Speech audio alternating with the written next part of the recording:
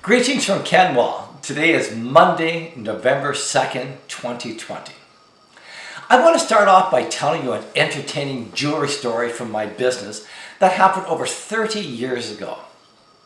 Back in those days, silversmithing was a very booming industry. People would bring in their silver trays, etc., to get them replated. The gentleman that I went to, he had just retired, and he had sold his business to this young Chinese guy who was exceedingly talented but didn't speak English very well. So he made a deal with him. He said, I will sit out front, I will take in all the silver that comes in, and he loved it. And one of the reasons he loved it, just like me, he loved to tell stories, true stories from the past. He has a real neat story, and I think you'll enjoy this. Back in the 1930s, he was in public school. Once a week, his teacher, what he would do, he would pull this great big huge map down of the British Empire. Now you got to remember, it's the 1930s.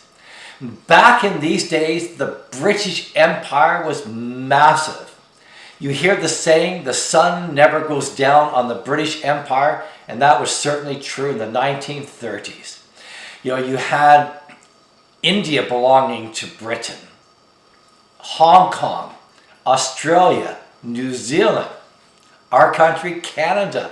The empire is just huge. So what happened? Every Friday, his teacher pulled down the map. He took out a pointer. Now, on the map, everything that belonged to the British Empire was in red. And I loved what he said. He took his pointer and he pointed to everything in red. He says, boys, everything here in red belongs to us. Everything else we didn't want. Today I want to tell you the story about Catherine Booth. She was an absolutely amazing woman. Catherine was born Catherine Mumford back in 1829 in England. She had very loving Methodist parents. Her dad, John Mumford, had an incredibly interesting occupation. He was a lay preacher and he was also a carriage maker. I have to tell you, up until today, I have never ever thought once of anyone having the occupation of a carriage maker, but obviously everyone traveled in those days in carriages, so they needed carriage makers. Anyways, getting back to Catherine. Catherine, as I said, was born in a Methodist family. She was deeply loved, and she was greatly encouraged in her Christian faith. One amazing fact about Catherine was that by the time she was 12, she'd actually read the Bible through, the entire Bible through, 8 times. It's just incredible that all on her own she would do this. Now, as you remember, in my last video, I said about some of the most godly saints were either sick or sickly people. And Catherine was no exception. At the age of 14, she developed a spinal curvature and was forced to spend a lot of time in bed. Well, she decided to make the most of it. She started reading theology when she was in bed. Now, you have to think about this. She is only 14 years old and she's reading theology. How many 14-year-olds do you know who want to read theology? I am blown away by this. Well, when you spend a lot of time in bed, it gives you a lot of time to think. And for Catherine, all her thoughts were on theology. All her reading of the Bible and theology led her to reject the Calvinist teaching of the doctrine of the elect, which basically says that only certain people are predestined to be saved. She did not agree with that at all. And think about it, she's 14. It is amazing at such a young age that she came up with this all on her own. Well, Catherine's health didn't really get any better since at the age of 18 she developed tuberculosis. So now she has a double whammy, but she didn't let all this deter her in life. Now, I am a firm believer in divine providence. That is, that God directs people. Well, this is really true when you hear about the story of how Catherine met the love of her life, William Booth. They had both gone separately to this particular church service. After the church service, Catherine began to feel ill and she wanted to go home. The historical account simply says that William was asked to escort her home. I think there's a whole lot more to that story. I believe that Catherine looks over at her and says, wow, she is gorgeous, and said, I'll take her home, I'll take her home. And I am sure I am right. She really wasn't that ill as they talked the entire way back to her house. When she reached her home, Catherine wrote down in her diary, before we reached home, we felt as though we had been made for each other. It was only 1 month later they were engaged. As a side note, this is identical to what happened to Darlene and myself. We had our first date on October 10th, 1975. And from that day, I knew I was going to marry her. 42 years, we are happily married and madly in love. I just had to mention that. Okay, getting back to Catherine. So they were engaged for 3 years. And all during that time, Catherine was constantly writing William love letters. Being romantic is really quite wonderful. Even though they'd only known each other 1 month before they got engaged, they grew to love each other more and more over these 3 years. Just before they got married, Catherine told William that it was going to be an equal partnership.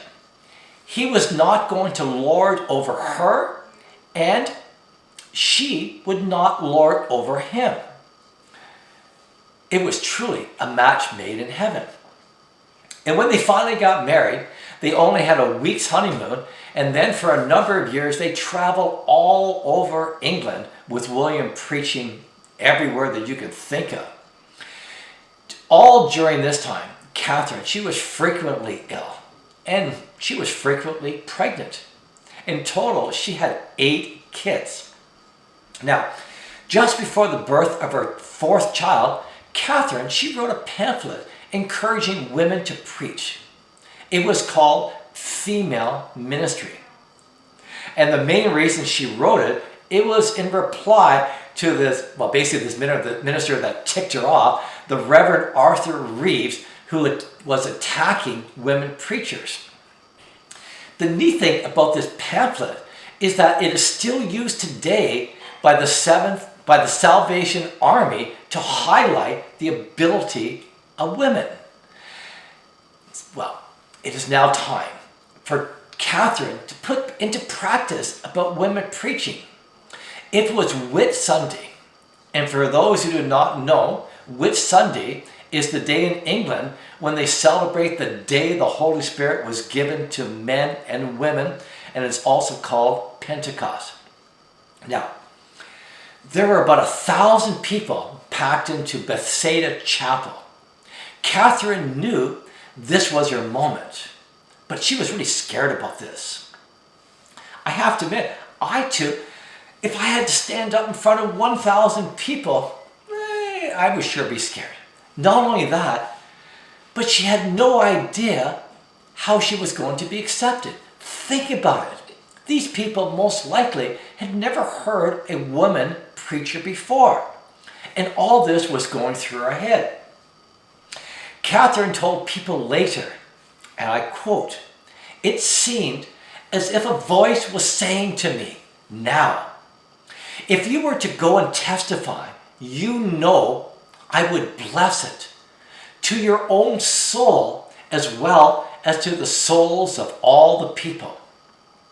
So Catherine is just about to get up when she said she gasped and said in her soul, "I can't do this." She said it was like the devil saying that she was not prepared to speak, and the devil was saying that she was going to make a fool of herself.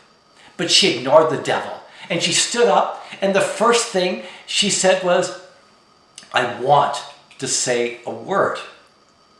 Now William, he was just as shocked as everyone else in the entire congregation, because Catherine had never told him in advance that she was going to do this. Now, here is where you see how wonderful a husband William really was. After Catherine was finished, William stands up and said, "Catherine will be speaking tonight." This showed how much he loved his wife and that he was going to stand behind her no matter what. He was telling everyone that Catherine was his equal. This reminds me of 1 Corinthians 13 verse 7 from the Living Bible. And I quote, "Remember that I have changed him to her" in this verse. If you love someone, you'll be loyal to her no matter what the cost. You will always believe in her, always expect the best of her, and always stand your ground in defending her. After Catherine was finished, William stood up, and I'm sure with a big smile on his face, and said that Catherine is going to be preaching tonight. William sure did show how much he loved Catherine and that he was always there for her. I am also sure that everyone there was talking about this after they had left. That evening, Catherine preached her first sermon, and it was entitled, "Be Ye Filled with the Spirit." When you think about it, she didn't have very much to prepare at all for this message. Catherine later said, and I quote, "Indeed, I felt quite at home on the platform, far more so than I do in the kitchen." I don't think she liked being a cook. It was amazing the reaction people had to her sermon. Catherine, from that moment onward, she was greatly sought after to preach. And she was a natural on the pulpit. Through all her pain and suffering from her spinal curvature, she learned the scriptures, and she had learned them very well. So Catherine, being on the pulpit, was divine providence. As a very short time later, William became very ill, and Catherine not only filled for him, but at one point she took over his entire circuit. Catherine, she preached for over 30 years, and she was incredibly talented at this. Here is one of the things she said. Responding to a man who argued, Paul said to the Corinthians, "It is a shame for a woman to speak in the church." She said, "Oh yes, so he did. But in the first place, this is not a church. And in the second place, I am not a Corinthians. Besides," she continued, looking at the man's wife, "Paul said in the same epistle that it was good for the unmarried to remain so."